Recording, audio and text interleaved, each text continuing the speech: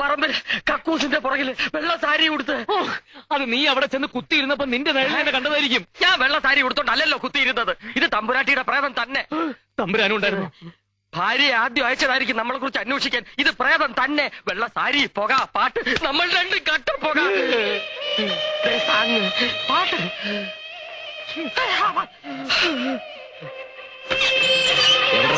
അവിടെ എവിടെന്ന്?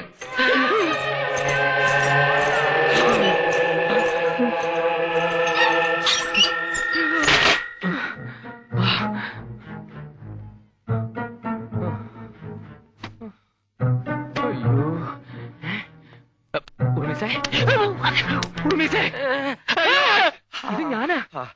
ഇപ്പൊ വക്കീലിന് വിശ്വാസമായോ?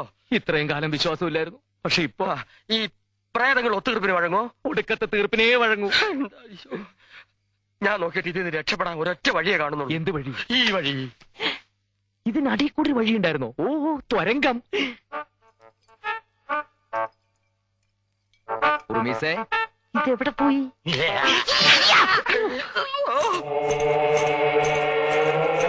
ഇതാണ് വഴി. ഇതിലൊരു 3 എണ്ണം ഫിറ്റ് ചെയ്താൽ പേടിയൊക്കെ പമ്പ അടക്കും.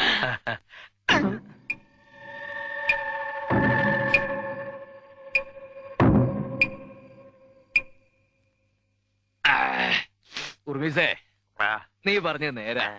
2 എണ്ണം അടിച്ചപ്പോ മനസ്സിനൊരു ധൈര്യം തോന്നും. അതല്ലേ ഇതിന്റെ ഒരു ഗുണം. ഉറുമീസേ, കസേര തനി ആടുവോ?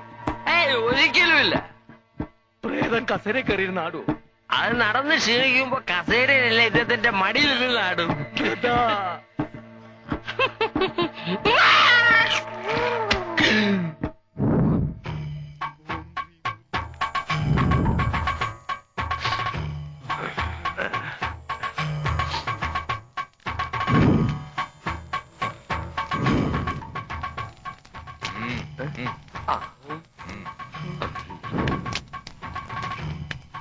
ആരാണ് ആദ്യം പ്രേതത്തെ കണ്ടത്? ഞാനാ കണ്ടത്. ഇവൻ കണ്ടു, പക്ഷെ ഞാനാ കണ്ടത്. എന്നാൽ അവിടെ ഇരിക്കൂ. ആദ്യം കണ്ട ആള് മാത്രം ഇരിക്കട്ടെ. ചിരിക്കണ്ട, കണ്ണടച്ച് പ്രാർത്ഥിച്ചോളൂ.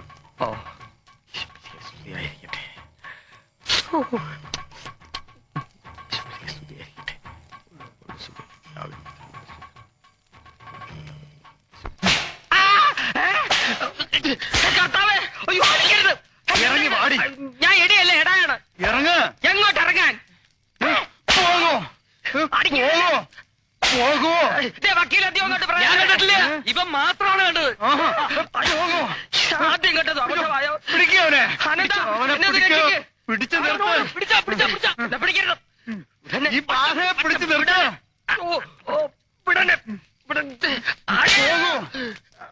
പോകോ പോകോ. എങ്ങോട്ട് പോകാൻ? പാലമരത്തിലേക്ക് പോകൂ. ഞാൻ പാലായിക്ക് പൊക്കോളാം. അത് പോരാ. എന്നാ ഭരണിക്കാനത്തോട്ട് പോ. അത് മരത്തിലേക്ക് തന്നെ പോണം. മരത്തിൽ കയറാൻ തളപ്പില്ല. വാ.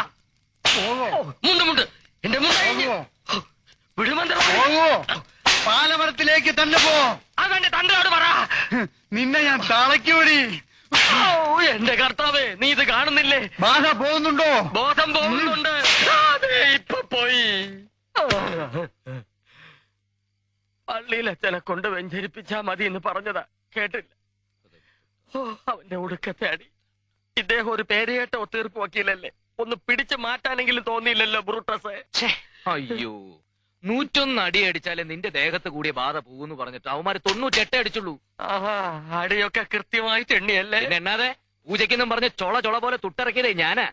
നക്കി തരം പറയാതെ എന്റെ അനന്ത. എത്ര പോയാലെന്താ, ഇനി നമ്മള് രാജാവും മന്ത്രിയും അല്ലേ? ആണോ? പക്ഷെ ഒരു സംശയം. കേരള ചരിത്രത്തിൽ ഇന്നേ വരെ രാജാവും മന്ത്രി ഒരു മുറി കിടന്നുറങ്ങിയതായിട്ട് ഞാൻ കേട്ടിട്ടില്ല. ഒരുമയുണ്ടെങ്കിൽ എരുമയുടെ പുറത്ത് കിടക്കാവുന്ന. എന്നാ എരുമയുടെ പുറത്തോ പോത്തിന്റെ പുറത്തോ പോയി കയറി കിടന്നുറങ്ങണം മാപ്പിളെ. സപ്രപഞ്ച കട്ടിലിൽ കിടന്ന് കൊതി തീർന്നിട്ട് പോരെ എരുമയുടെ പുറത്ത് കിടക്കാൻ. പയ്യ തിന്നാ പനയും തിന്നാമെന്നല്ലേ? എന്ന് വെച്ചാരെങ്കിലും പന എന്നോടോ? പനയല്ല, പട്ടിയെ വരെ തിരുന്നൊരുത്തിന് എനിക്കറിയാം. അതാരാ? പറയില്ല, പക്ഷെ തുപ്പി കാണിക്കാം. വാസ്കോടിയാമ വെറും വാസ്തവനാക്കരുത് കേട്ടോ. അങ്ങനെ ഒരു പഴമൊഴി ഞാൻ കേട്ടിട്ടില്ലല്ലോ. ഇത് പുതുമൊഴിയാ. എന്നാൽ എന്റെ ജാതകത്തിലും രാജയോഗം ഉണ്ടെന്ന് ചേറ്റുവായിലെ ചത്തുപോയ ചാക്കോ ചിറ്റപ്പം പറഞ്ഞിട്ടുണ്ട്. രാജകൊട്ടാരത്തിലെ തൂപ്പുകാരനെങ്കിലും ആയാ മതിയായിരുന്നു. ശവം. എന്നാ കേട്ടോ, വീണ്ടും കേട്ടു.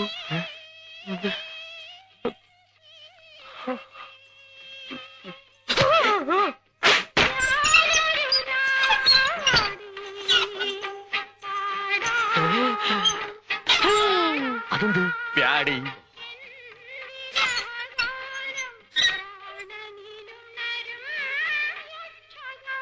കൂടെ തന്നെ നിന്നോണേ.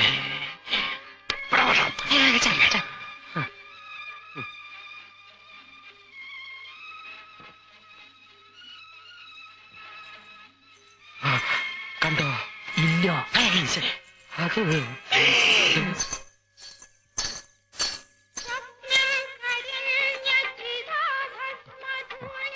ഹോമവും കുർബാനയൊക്കെ വേസ്റ്റ്. നമുക്ക് ആ പഴയ ഒത്തുതീർപ്പ് പണി തന്നെ മതിയായിരുന്നു. നേരം വെളുത്തിരുന്നെങ്കിൽ സ്ഥലം വിടാമായിരുന്നു. അതുവരെ നമ്മൾ ഇവിടെ എങ്ങനെ കഴിച്ചു കൂട്ടും? ഇതൊരു പഴയ മലയാളം പടത്തിലെ പാട്ടല്ലേ? എന്നാ പഴയ മലയാളം പ്രേതമായിരിക്കും. ഇതൊരു പുതിയ തമിഴ് പാട്ടല്ലേ? എന്നാ പുതിയ തമിഴ് പ്രേതമായിരിക്കും.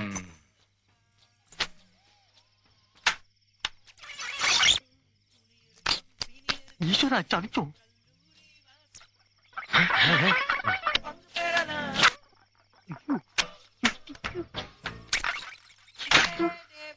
പ്രേതത്തിന്റെ കയ്യിൽ ടേപ്പ് പാടാ. ആണോ? ഇത് ദുബായിൽ നിന്ന് വന്ന അറബി പ്രേതമായിരിക്കും. അല്ലടാ പുല്ലേ, ഇത് മനുഷ്യപ്രേതമാടാ. അവള്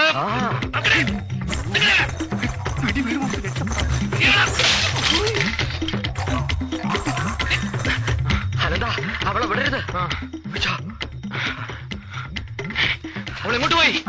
അങ്ങോട്ട് പോയി നോക്കാമോ?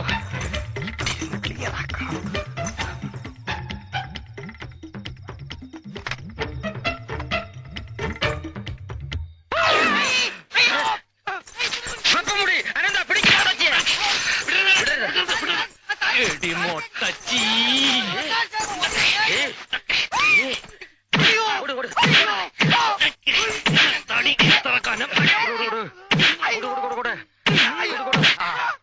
നീയോ?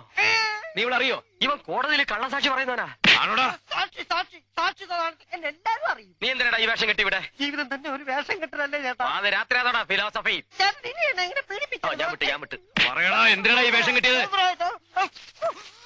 ഞാൻ പറയാ, നിങ്ങളെ ഈ കൊട്ടാരത്തിൽ നിന്ന് പുറത്താക്കാൻ അഡ്വക്കേറ്റ് ശങ്കരനാരായണനും മഹാദേവർമ്മ തമ്പുരാനും കൂടെ ചേർന്ന എന്നെ ഈ ഫാൻസി ഡ്രസ് വേഷം കെട്ടിച്ച് ഇങ്ങോട്ട് അയച്ചത്. ഓഹോ, അങ്ങനെയാണ് സംഗതിയുടെ കിടപ്പ്. അങ്ങനെയാണെങ്കിലേ ഒറിജിനൽ ഭൂതപ്രേതാദികൾ വന്നാൽ തന്നെ ഞങ്ങള് ഭരണം തുടരാൻ തീരുമാനിച്ചെന്ന് ചെന്ന് പറഞ്ഞു.